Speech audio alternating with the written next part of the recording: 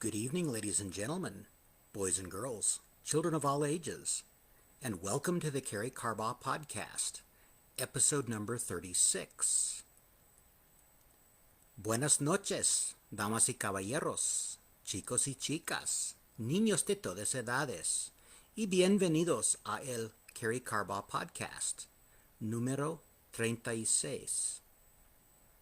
Good evening. For those of you that I don't know personally, my name is Karey Carbaugh, and this is the Karey Carbaugh Podcast. Thank you for joining me tonight.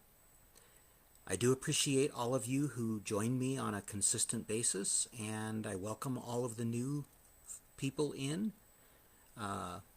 Thanks for watching. I hope you'll get value from this podcast.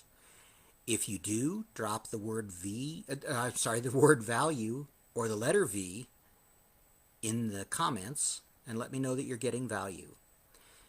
If you're watching this live, I'd appreciate you letting me know that by dropping an L or the word live in the comments. And let me know where you're calling in from or dialing in from. It's always interesting to me to see where this podcast is reaching. I've gotten some interesting reaches over the weeks.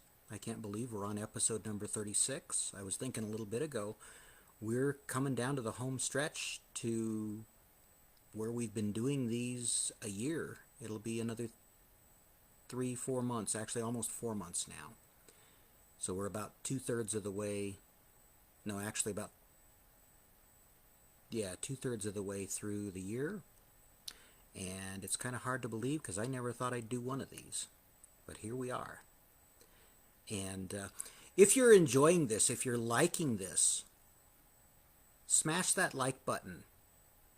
As one of the podcasters that I watch says, like if you do, and leave me a comment to let me know what you're enjoying. So let's dive into tonight's podcast.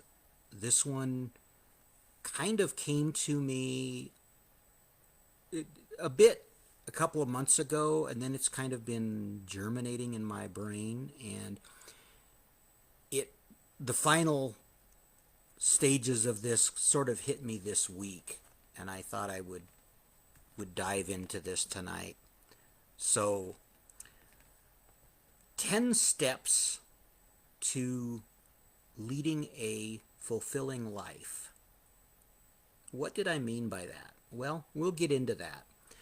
But let's start by looking at how I came up with this topic. If you've ever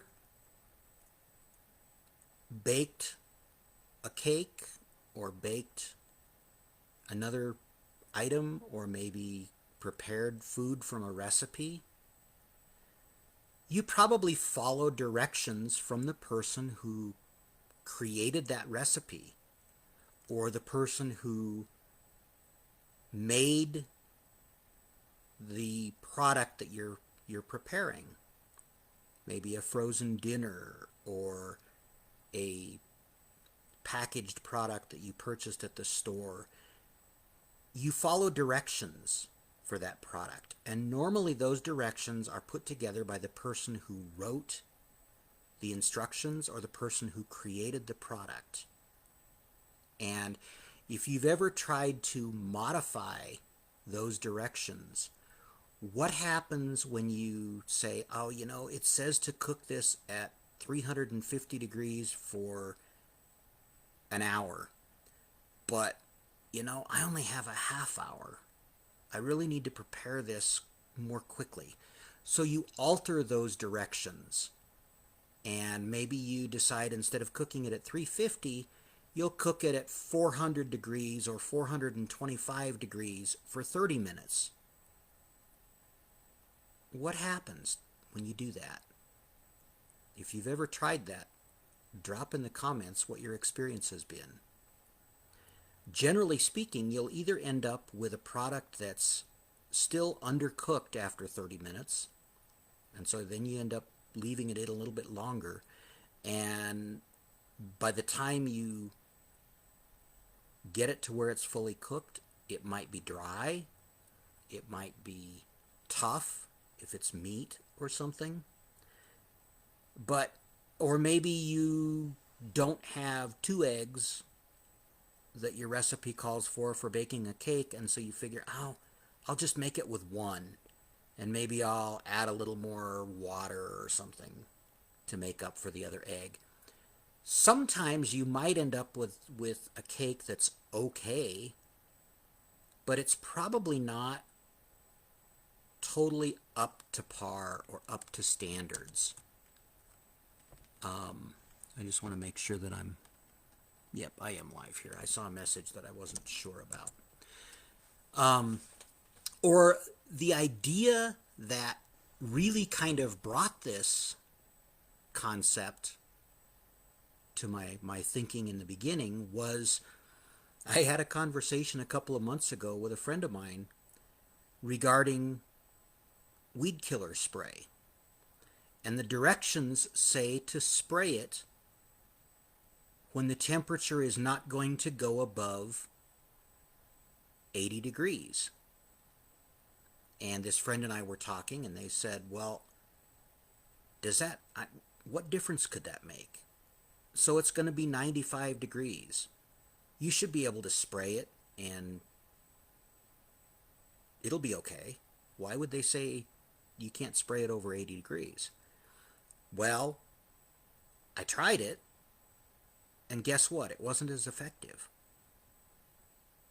It sort of killed some of the weeds, but it wasn't nearly as effective because it was too hot. And I did a little bit of research, and I found out it has to do with when the plants are a bit cooler, they're actually taking in more of the moisture and therefore taking in more of the weed killer. Similarly, this friend and I were talking, and the instructions say not to spray the weeds if it's going to rain within 6 hours, that they should be dry for 6 hours before rain.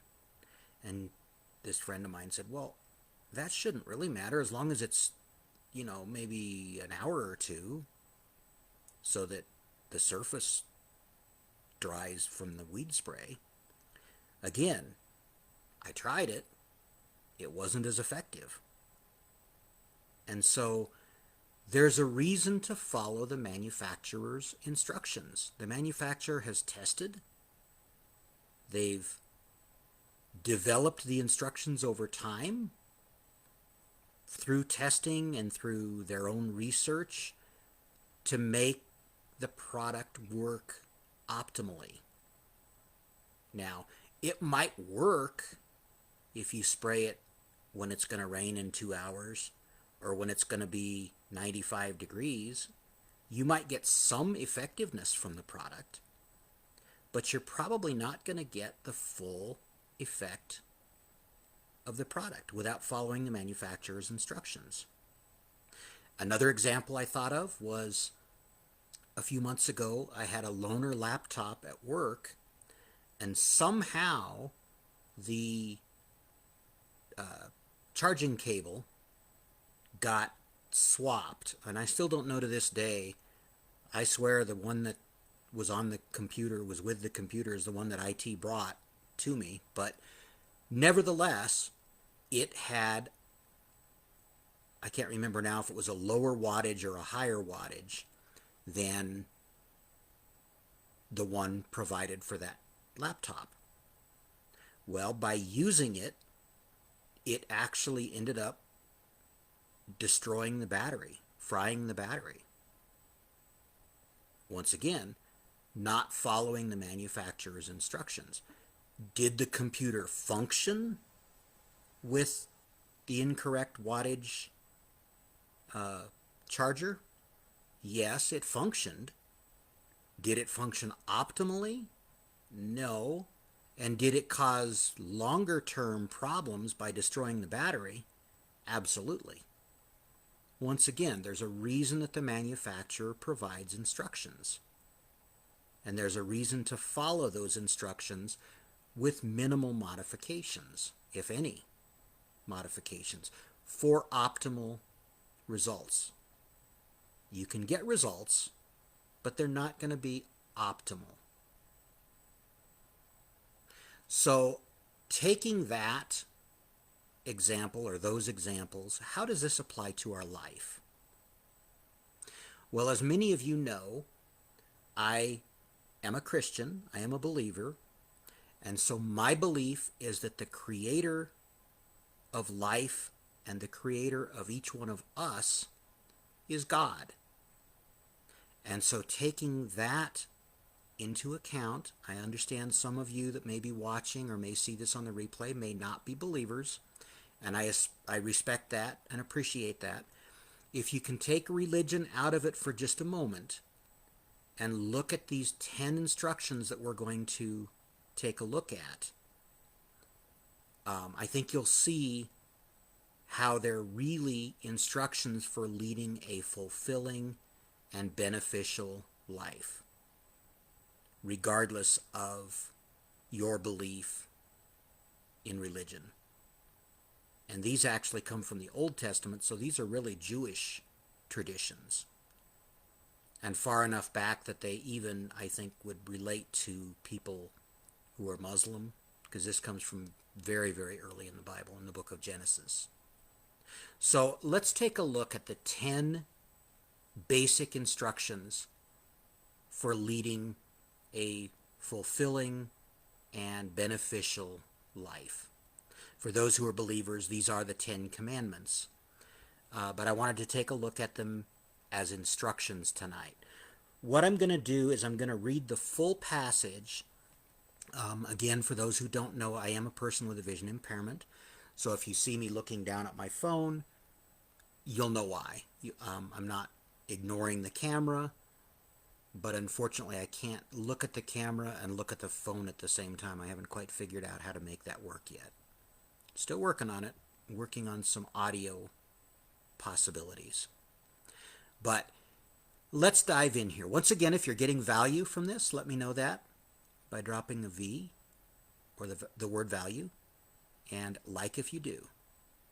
Okay, so what I'm going to do is I'm going to read this full passage, and then we're going to go back and look at the individual 10 commandments and discuss them.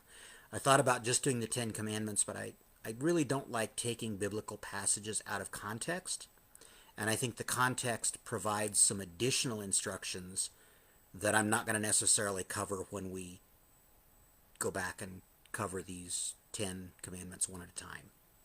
So again, this is from the book of Genesis, and I'm going to open this up here.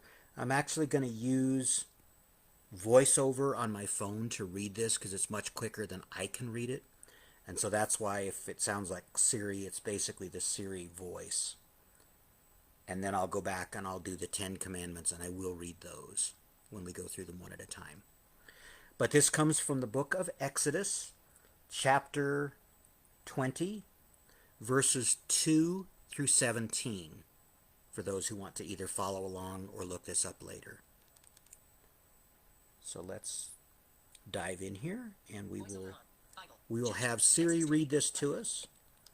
Hopefully I can make this loud enough that you can hear it. I've done it before, and the audio seems to come out okay. Your God, who brought you out of Egypt, out of the land of slavery. 3. You shall have no other gods before. No, link, me. 4. You shall not make for yourself an image in the form of anything in heaven above or on the earth beneath or in the waters below. 5. You shall not bow down to them or worship them, for I, the Lord your God, am a jealous God, punishing the children for the sin of the parents to the 3rd and 4th generation of those who hate me. 6. But showing love to 1,000 generations of those who love me and keep my commandments. 7. You shall not misuse the name of the Lord your God, for the Lord will not hold anyone guiltless who misuses his name. 8. Remember the Sabbath day by keeping it holy. 9. 6 days you shall labor and do all your work. 10. But the 7th day is a Sabbath to the Lord your God. On it you shall not do any work, neither you, nor your son or daughter, nor your male or female servant, nor your animals, nor any foreigner residing in your towns. 11. For in 6 days the Lord made the heavens and the earth, the sea, and all that is in them, but he rested on the 7th day. Therefore the Lord blessed the Sabbath day and made it holy. 12. Honor your father and your mother, so that you may live long in the land the Lord your God is giving you. 13. You shall not murder. 14. You shall not commit adultery. 15. You shall not steal. 16.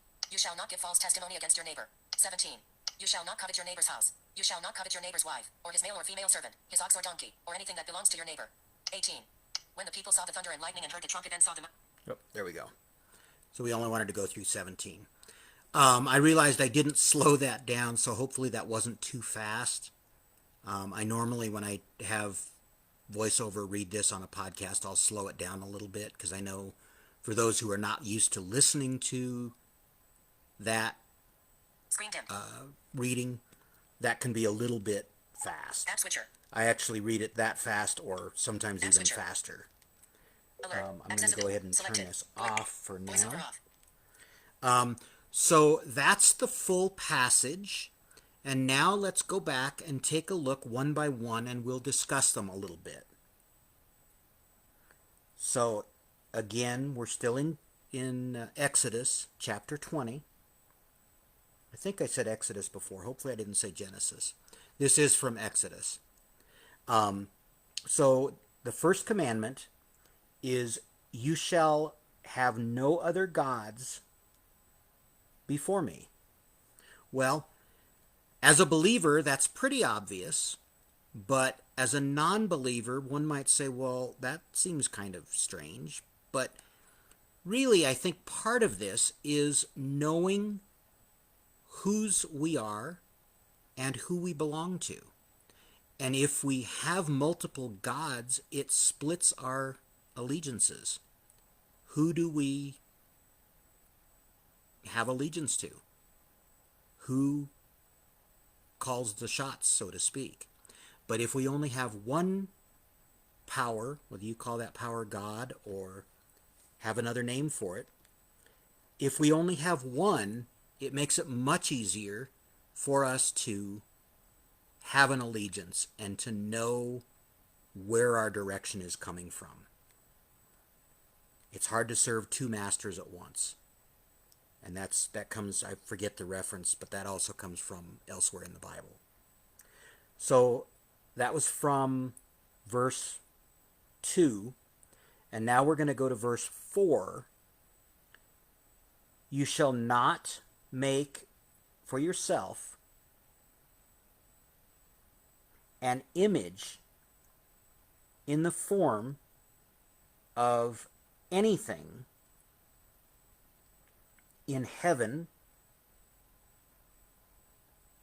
above, or on the earth, beneath, or in the waters below. Basically, what that's saying is not to create images that we worship above the Creator.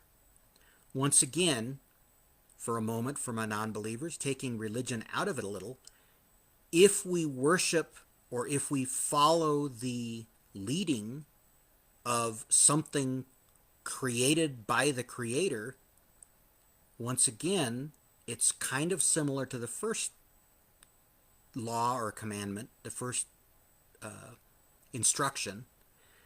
If we're not worshiping the Creator or following the instructions of the Creator, but rather creating something ourselves to emulate or imitate the Creator, it's taking that one step removed, kind of like the game of telephone. You're not plugging into the source if you're creating false idols and putting those above the source. So I believe that's part of what God had in mind with that command. Once again, if you're getting value from this, let me know with the V or the word value in the comments. Rule number 3, or instruction number 3, comes from verse 7. And that says, you shall not misuse the name of the Lord your God. For the Lord will not hold anyone guiltless who misuses his name. And I think this talks about blasphemy. It talks about cursing in God's name.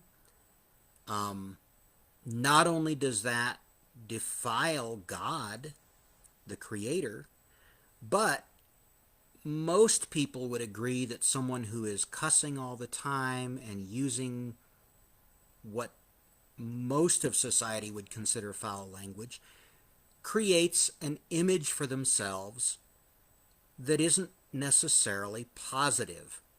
Other people don't look at them the same way.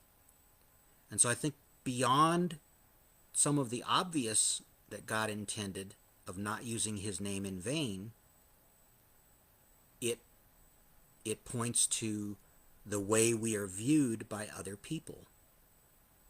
And so it really is, again, to help us live a fulfilling life by not creating that image, that negative image of ourselves, by using bad language. Now, unfortunately, in society, that's becoming less and less of a negative. But I think if we go back to our roots, that's at least part of what was intended by that instruction. So let's move on here to number 4, which comes from verse 8.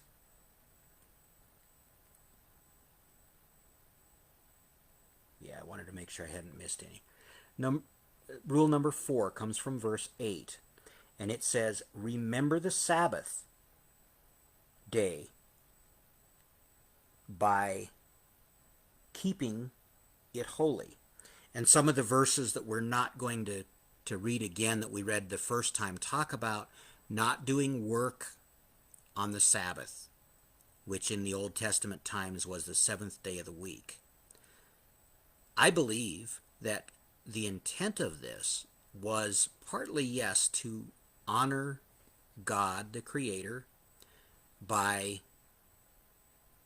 offering a time of reflection, a time, it certainly, for most Christians today, it's become the first day of the week, but it provides a time to worship. It provides a time to gather as believers. I think beyond that, it also is intended to provide us with a time of rest. If we don't take time to rest and reflect, and we're always just go, go, go, go, go, which is much of what society is today, there's no time to stop and reflect and give our bodies a chance to rest, our minds a chance to rest and catch up. It's really, once again, taking religion out of it for a moment. Taking time to rest and reflect is a way to allow our bodies and our minds to rejuvenate so that we can live a more fulfilling life. So with that, we will move on to the next one. Let me know if you're disagreeing with anything that I'm saying as well. I'm always open to other opinions or thoughts. Number 5 comes from verse 12, and it says, "Honor your father and your mother, so that you may live long in the land the Lord your God is giving you." Now, this one, as I reflected and thought about this a little, I know there are people on here who don't necessarily have honorable parents, but I think the idea is that if we all honor our fathers and mothers, if your parents who are not honorable had honored their fathers and mothers who had honored their fathers and mothers, it would carry down through the generations, and we wouldn't have some of the problems that we have with generations going astray. If we all stayed plugged into these ideals and passed those on down to the next generation, we would create honoring and honorable parents.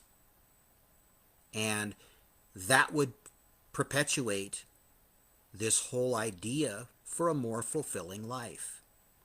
But of course, some of our parents have fallen astray and therefore are not worthy of being honored. I believe we're still called to honor them and respect their wisdom, because as children especially, our parents know what's best for us, hopefully. Again, I know there are situations where parents have fallen astray, but at least taking that out of it for a moment and assuming that generationally we've stayed fairly close to these ideals, some of those situations would take care of themselves. I don't want to harp on that too much, but it is important, I think, that we honor maybe not our physical fathers and mothers, but our elders, our people who are our teachers, our mentors, if you will. Perhaps broadening this to a little bit broader definition like that could make more sense for some people who've had a rough upbringing or a rough family. Moving along to number 6, which comes from verse 13. You shall not murder. That's a pretty obvious one, because if we murder, we're taking the life of someone else, which is kind of disallowing them from living a fulfilling life themselves, which in turn, if we murder, we get put in prison, we have consequences. Again, it goes against our fulfilling life. And so, whether or not you're religious, I think most people would agree that murdering is not a good instruction for living a fulfilling life.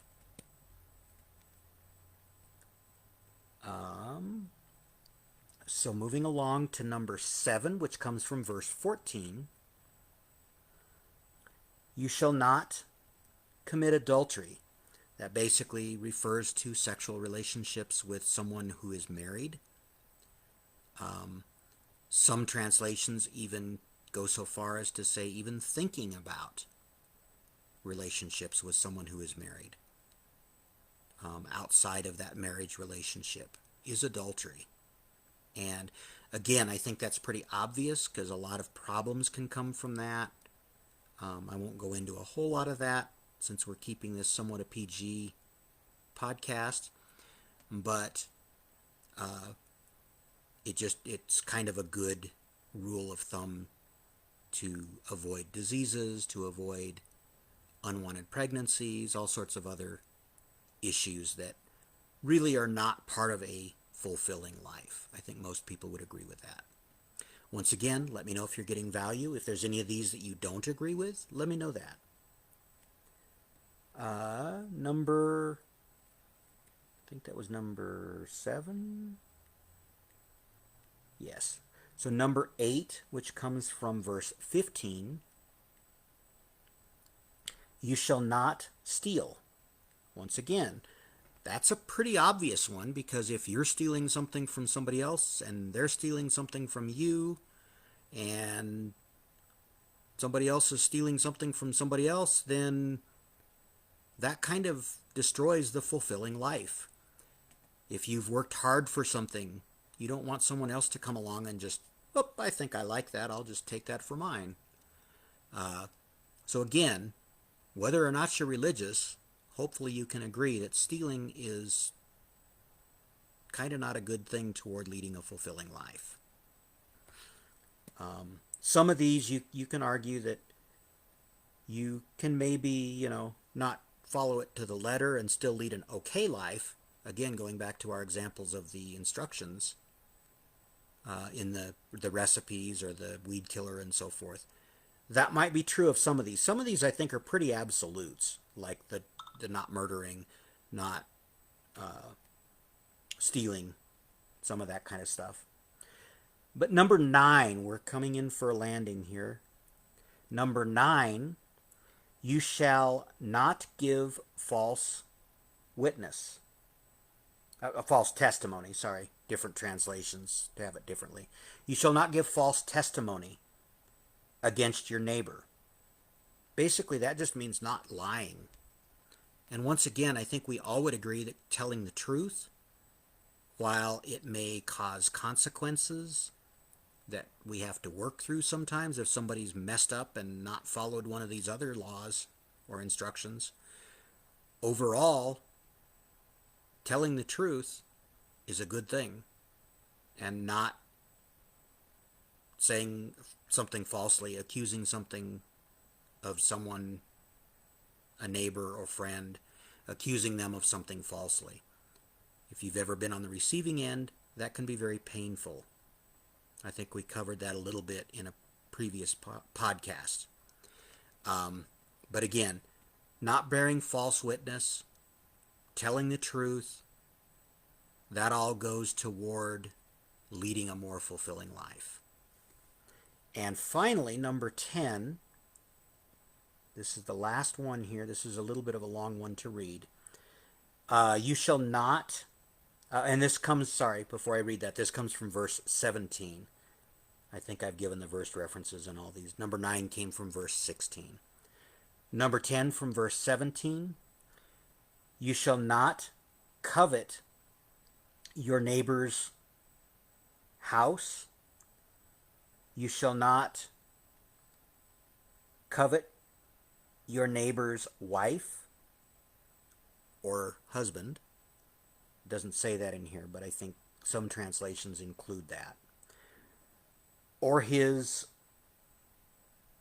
male or female servant, his ox or donkey, or anything that belongs to your neighbor. Once again, that kind of goes back to this idea of not stealing. If you take it a little further back and don't even have the desire, maybe your friend has a nicer car than you, your neighbor has a nicer car. If you don't even think about wanting it, which is the idea of coveting it, if you don't think about wanting it, you're not going to be tempted to steal. And so this really takes that stealing to a higher level. The adultery, it takes that to a higher level. If you don't desire your neighbor's wife or husband, you're not going to be tempted to commit that other, what we Christians would call sin, of adultery. You're not going to be tempted to not follow that instruction. And so again, I hope you've gotten value from these 10 instructions. Another one that I thought of that isn't part of the 10 commandments, but it really illustrates this point, is in the Old Testament tradition, Jewish people were not to eat pork.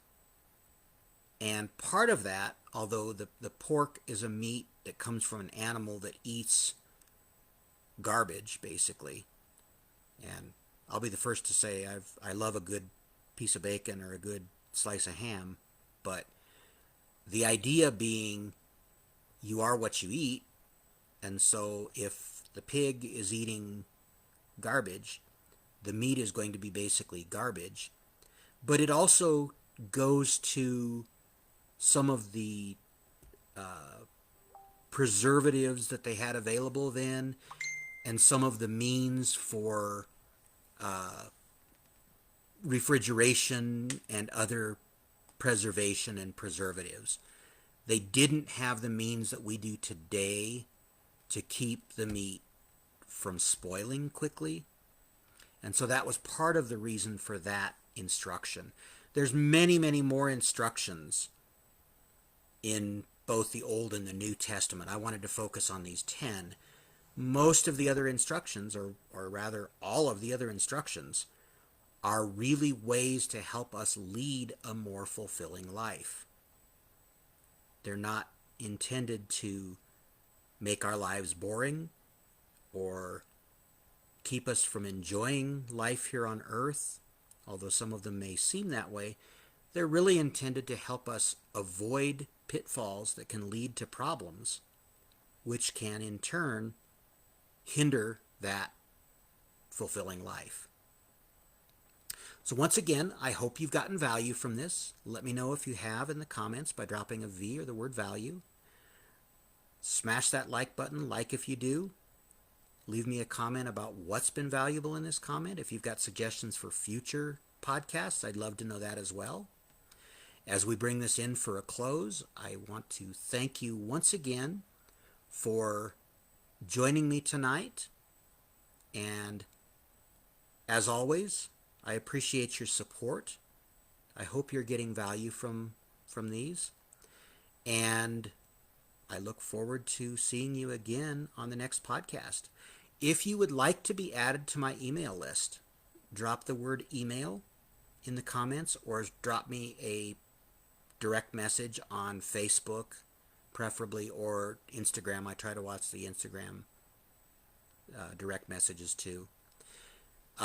With your email address. I'm starting to put together an email address so that I can, or an email list rather, so that I can notify you of upcoming more private events, and would love to add you to that list if you'd like to be a part of that.